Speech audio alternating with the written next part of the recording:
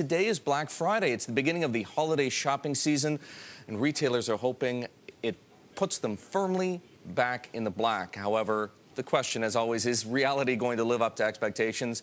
We're going to ask Gilbert Harrison, CEO of retail advisory firm Financo, about the retail landscape. Gilbert, as you were telling me just before we came out of the break, Black Friday isn't really about Friday any longer. It started on Wednesday. So what are the initial signals you're getting out of the retailers on the kind of business they've been doing for the past 36 hours or so? The consumers are spending.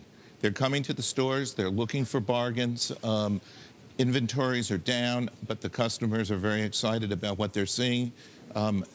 Yesterday, stores were open. Many stores were open. Take a look at the Gap and the promotions that they're doing. Take a look at Toys R Us that opened at midnight last night. The lines are out there, and hopefully the consumers will be spending.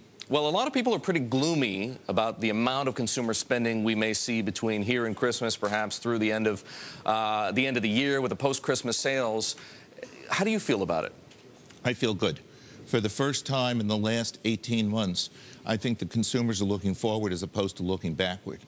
They've paid down debt.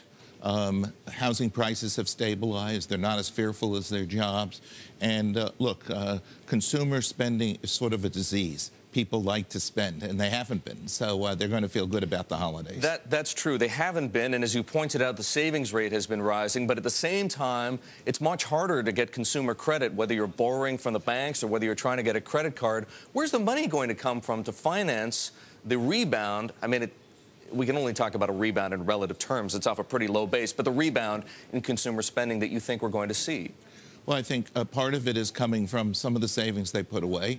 Some of it is coming from the fact that they've paid down debt and that they're willing to take on new debt, although the interest rates on debt and credit cards are off the wall, over 20% and 23, 24%. I mean, it's a heavy burden. We're watching some, I don't think it's live footage, but we're seeing some footage here of the Black Friday madness. We caught it on tape. Let's also, though, talk about the kinds of things that are selling. What do you think is stimulating demand right now? Well, traditionally, Black Friday and the weekend, because I think they do something like $57 billion worth of spending over this holiday weekend. Black Friday is actually the second busiest day of the year. The first busiest day is the day before Christmas, when everybody runs to get everything that they haven't gotten. But they're spending on consumer electronics. They're spending on some jewelry, although jewelry is really the rush 2 or 3 days before Christmas. They're spending on apparel, and they're looking for bargains, although there won't be as many bargains this year as there has been in the past because the stores have really been controlling inventory much better. Okay, now, how about what kinds of trends have you noticed in terms of what these retailers are doing to lure shoppers into the stores? Whether they buy or not, of course, is up to them, but how are they trying to draw them in?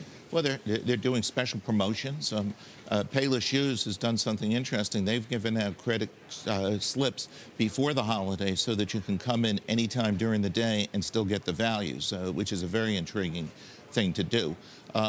They're trying new methods, but they're still resulting to the old methods, the high-lows, the sales. But do you think that what we've seen, for example, on Twitter and Facebook, some of the social media phenomenon is going to make a difference this year?